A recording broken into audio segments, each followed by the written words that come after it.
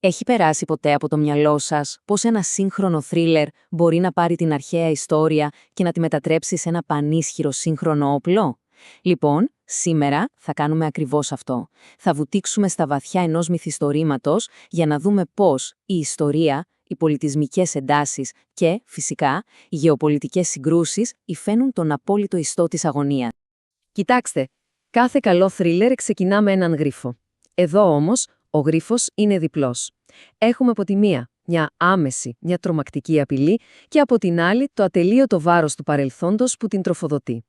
Αυτή ακριβώς η αντίθεση είναι που χτίζει την ένταση.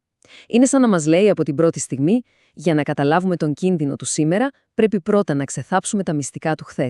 Εντάξει, πάμε τώρα στην καρδιά της δράσης. Η σπίθα που ανάβει όλη αυτή τη φωτιά δεν είναι κάτι τυχαίο, δεν είναι μια απλή έκρηξη. Είναι μια πολύ καλά σχεδιασμένη συνωμοσία. Και το σκηνικό, δεν θα μπορούσε να είναι πιο φορτισμένο. Βρισκόμαστε στη Θεσσαλονίκη, μια πόλη όπου κυριολεκτικά κάθε πέτρα, κάθε γωνιά ψιφυρίζει ιστορίες για αυτοκρατορίες, για πολέμους, για συγκρούσεις. Η συνωμοσία λοιπόν αρχίζει και παίρνει μορφή. Και προσέξτε, ο στόχος δεν είναι ένα τυχαίο κτίριο. Είναι κάτι πολύ περισσότερο. Είναι η ίδια η ψυχή της πόλης. Ένα ιστορικό ορόσημο. Αυτό.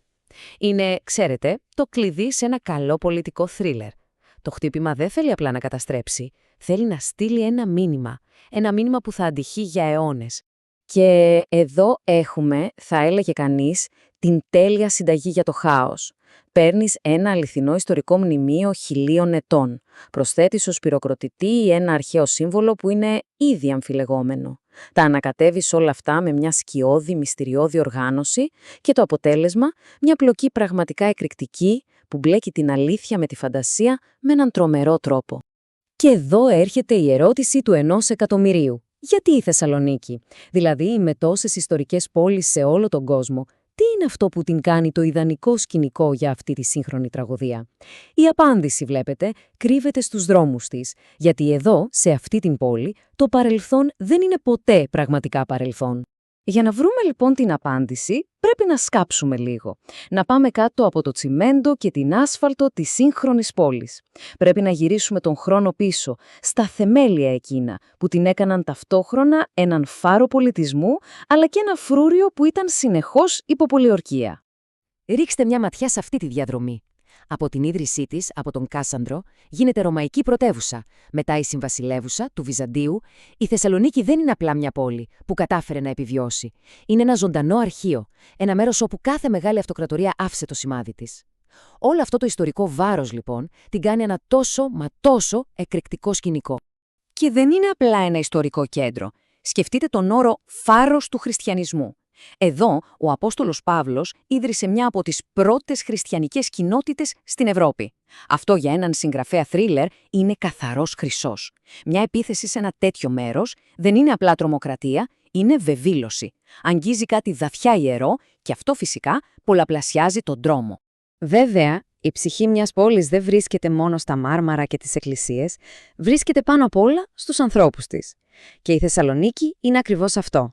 Ένα απίστευτο χωνευτήρι λαών, ένα λιμάνι για όσους έψαχναν καταφύγιο, αφήνοντας όμως πίσω τους πληγές που, η αλήθεια είναι, δεν έκλεισαν ποτέ εντελώς. Ακούστε αυτή τη λέξη. Bevölkerungsaustausch. Ακούγεται τόσο κλινική, τόσο γερμανική. Αλλά αυτό που περιγράφει είναι μια από τις μεγαλύτερες ανθρώπινες τραγωδίες. Φανταστείτε απλά. Εκατοντάδες χιλιάδες άνθρωποι να ξεριζώνονται από τα σπίτια τους, όχι για κάτι που έκαναν, αλλά απλά και μόνο λόγω της θρησκείας τους. Αυτό το τεράστιο συλλογικό τραύμα διαμόρφωσε την πόλη και δημιούργησε υπόγειες εντάσεις που σιγοβράζουν μέχρι και σήμερα. Και δεν συνέβη μόνο μία φορά. Από τους Σεφαραδίτες Εβραίους που έφτασαν τον 15ο αιώνα, μέχρι τους Έλληνες της Μικράς Ασίας το 22, η Θεσσαλονίκη είναι στην ουσία μια πόλη χτισμένη από και για πρόσφυγες. Κάθε γειτονιά, σχεδόν κάθε οικογένεια, κουβαλάει μια ιστορία ξεριζωμού. Όλες αυτές οι διαφορετικές μνήμες που συχνά συγκρούονται μεταξύ τους δημιουργούν ένα πραγματικό ναρκοπαίδιο. Και ο συγγραφέας του θρίλερ το ξέρει αυτό πάρα πολύ καλά. Και κάπου εδώ το παρελθόν συναντά το παρόν με έναν τρόπο εκρηκτικό. Γιατί όλο αυτό το ιστορικό φορτίο, όλες αυτές οι μνήμες, όλα αυτά τα τραύματα δεν μένουν απλώς θαμμένα στα βιβλία. Στη σύγχρονη γεωπολιτική, η ιστορία δεν είναι μάθημα, είναι όπλο. Ξαφνικά, οι παλιές έχθρες αποκτούν νέα οικονομική αξία. Μιλάμε για δισεκατομμύρια κυβικά μέτρα φυσικού αερίου κάτω από τη θάλασσα. Αυτό μετατρέπει ολόκληρη την Ανατολική Μεσόγειο σε ένα καζάνι που βράζει. Και η Θεσσαλονίκη, λόγω της στρατηγικής της θέσης, βρίσκεται ακριβώς στο επίκεντρο αυτής της ενεργειακής θυέλλας. Δεν είναι πια απλά μια ιστορική πόλη, είναι ένα κρίσιμο στρατηγικό πιόνι. Λιμάνι, πύλη προς τα Βαλκάνια, κόμβος για τον αγωγό EastMed. Το καταλαβαίνουμε, έτσι δεν είναι? Κάθε ένα από αυτά τα τεράστια πλεονεκτήματα είναι ταυτόχρονα και ένα τροτό σημείο. Όσο πιο σημαντική γίνεται η πόλη στη μεγάλη γεωπολιτική σκακέρα, τόσο πιο ελκυστικός στόχος γίνεται για όσους θέλουν να προκαλέσουν χάος και αποσταθεροποίηση. Και τώρα φτάνουμε στο φυτίλι, στο Ζουνσνουρ, όπως το λέει και το μυθιστόρημα, ο ήλιος της Βεργίνας. Ένα αρχαίο, πανέμορφο σύμβολο που μετατράπηκε σε ένα σύγχρονο πολιτικό πεδίο μάχης. Γιατί τα σύμβολα έχουν μια τρομερή δύναμη. Δεν υπάρχει τίποτα πιο ισχυρό για να ανάψει μια σύγκρουση από ένα σύμβολο για το οποίο οι άνθρωποι είναι διατεθειμένοι να πεθάνουν. Και το μυθιστόρημα το παίρνει αυτό και το μετατρέπει σε κυριολεκτικό όπλο. Λοιπόν, ας τα βάλουμε κάτω. Έχουμε όλα τα υλικά. Μια πόλη που είναι καζάνι που βράζει, μια τεράστια γεωπολιτική σύγκρουση και ένα σύμβολο έτοιμο να εκραγεί. Το ερώτημα είναι πώς θα συνδυάζεις όλα αυτά για να φτιάξεις ένα θρίλερ που πραγματικά σου κόβει την ανάσα? Πάμε να δούμε το σχέδιο του συγγραφέα. Αυτό το πινακάκι τα λέει όλα πραγματικά. Βλέπουμε καθαρά πώς σκέφτεται ο δημιουργός. Δεν γράφει απλά μια περιπέτεια. Είναι ένα πολιτικό-ιστορικό θρίλερ. Το κεντρικό του θέμα, δείτε το, η κατάχρηση της ιστορίας για πολιτικούς σκοπούς. Το μήνυμά του είναι μια ξεκάθαρη προειδοποίηση. Και η Θεσσαλονίκη δεν είναι απλά ένα ντεκόρ. Είναι ένας ζωντανός χαρακτήρας που αιμορραγεί ιστορία. Και εδώ είναι το τελικό συμπέρασμα, η καρδιά ολόκληρου του μυθιστορήματος. Ότι η ιστορία μπορεί να γίνει όπλο στα χέρια οποιοδήποτε, κρατών, οργανώσεων, ακόμα και μεμονωμένων ατόμων.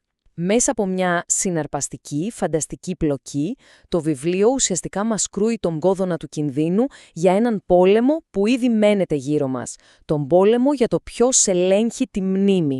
Και κάπως έτσι, όλο αυτό μας αφήνει με ένα ερώτημα που μένει να αιωρείται, πολύ αφότου κλείσουμε το βιβλίο. Ένα ερώτημα που δεν αφορά μόνο τους ήρωες της ιστορίας, αλλά αφορά τον καθένα μας, στον δικό μας πραγματικό κόσμο. Όταν η ιστορία μετατρέπεται σε όπλο, ποιος τελικά έχει τη δύναμη να γράψει το τέλος?